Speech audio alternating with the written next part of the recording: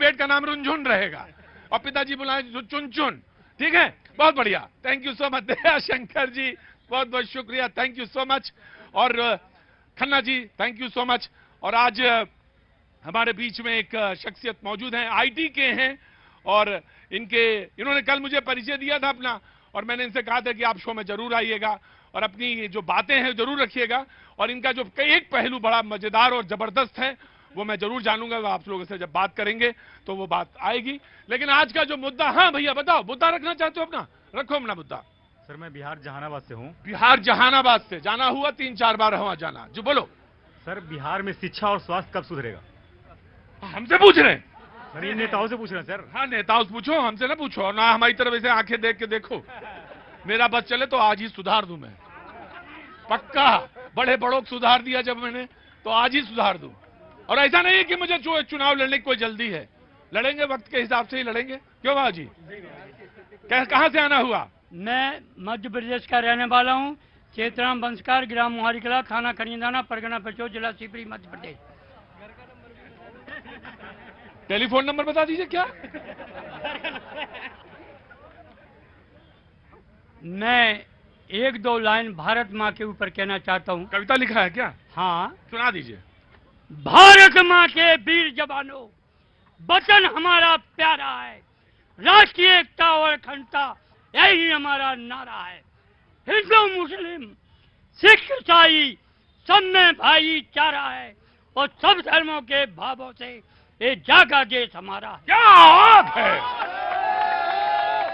अब इतना बहुत हो गया भैया। कांग्रेस वाले देखो, नारा बन जाए, इसे निकाल के देख लो, कुछ नारा वारा बन जाए तुम्हारा, कोई पोस्टर वोस्टर बन जाए, बैनर वैनर बन जाए, निकालो इसमें से, क्योंकि आजकल। हाँ जी जवाब साहब बोलिए, आज मेरा मूड बिल्कुल नहीं डिबेट करने का। सर नारे से पहले सरकार बनने जा रही है। जवाब साहब कह रहे हैं कि हाँ, वो उन्होंने कहा है कि निश्चित तौर से मध्य प्रदेश, छत्तीसगढ़ में सरकार बन रही है, तेलंगाना में हम आ रहे हैं, और राजस्थान में करीब करीब आ गए। जी नारे तो हम 2013 से सुने, जब मोदी जी ने कहा था बहुत हुई महंगाई की मार, बहुत हुई भ्रष्टाचार, बहुत हुआ नारियों पे अत्याचार, तो सारे जुमले निकले। अब जनता को उन जुमलों पे नहीं यकीन रहा है। बाबा भारती और खड़ग सिंह की कहानी आपको याद है? मैं आता हूँ पूरी कहानी सुनने। हाँ जी। अभी दीपक जी आपको अभी और नारे सुनने पड़ेंगे। ये आदत डाल लीजिए विपक्ष में बैठने की। आपकी जो स्थिति है, जरा दीपक जी योगा टीचर हैं, इनको मेरी सलाह है कि राहुल गांधी को अपनी फटफटिया बिठाएं और मध्य प्रदेश के हाईवे की सड़कों पर लेके घूमें। पता चलेगा आपने मध्य प्रदेश का क्या हाल बनाया था। आपने पूरी पार्टी को एक परिवार के चौखट में बंधक बना दिया। परिवार तंत्र से प्रजातंत्र को परिवार तंत्र में तब्दील करना। देखिए, विधायक भी वही, सांसद भी वही, मंत्री भी वही। मोदी जी क्या मुख्यमंत्री बनने जा रहे हैं क्या, कि अपने सैनिकों को लगा दिया है भाजपा के?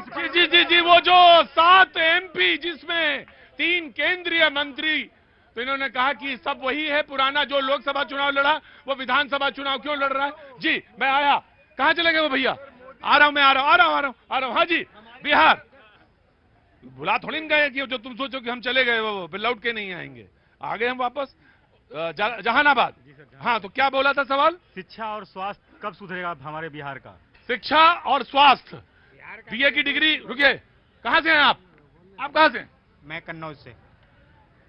तो फिर काहे इतना बोल रहे हैं? अरे मैं इनसे कहा पूरे देश की बोलो, जब बिहारी के अकेले है, सब जगह की बोलो। सब जगह की बोलो। हाँ, गाँव तब ठीक है कन्नौज में? नहीं, गांव में आज भी शिक्षा अच्छी नहीं है। शिक्षा अच्छी नहीं है? नहीं। अच्छा। हाँ, वही ग्राम सभा के स्कूल 100 वर्ष पुराने चल रहे हैं, या प्राइवेट कहने मतलब इंग्लिश मीडियम में। अभी तक शिक्षा के अंदर में कोई पहुंचा ही नहीं है। कन्नौज से आए हुए हैं। जी बोलिए। सर मैं सीतामढ़ी से बिहार से हूँ। हाँ। माता सीता की धरती से। वहाँ पे एक रीगा में चीनी मिल है। हाँ। और हम किसान फैमिली से बिलोंग करते हैं। रोजी रोटी हमारी वो गन्ना की खेती ही है, और आज तक वो जो बंद हुआ कोई चालू करने का नाम नहीं ले रहा। मतलब हमारा भोजन कहाँ से होगा, ये भी आफत है।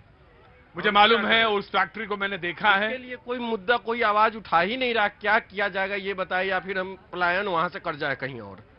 हमारे इलाके में एक शुगर फैक्ट्री का आपने जगह बताई, रीगा चीनी मिल। रीगा चीनी मिल, बिहार और समस्तीपुर? नहीं, सीतामढ़ी से कहने लगे कि वहां पर वो बंद हो गई। तो कब शुरू होगी? या तो मैं पलायन करें, हमारे परिवार पलायन करे, या मुझे बताया जाए कि वो जो फैक्ट्री है कब शुरू हो सकती है। तमाम सारे, रुकिए भाई, हाँ जी बोलिए।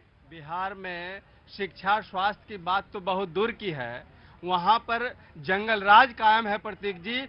ऐसा कोई दिन नहीं है जब 2-4 हत्याएं नहीं होती है, मर्डर नहीं होता है। जी जी जी जी हाँ क्या कह रहा हूँ काहे के लिए समस्या। दरभंगा में तो माननीय प्रधानमंत्री जी ने एम्स बनवा ही दिया है, आप सब जान सकते हैं, चीजें हैं, देख रहे हैं पूरी। नहीं रहे आप, हर रोज हत्या हो रही है, 4-4 जनता की आवाज नहीं सुन रहे।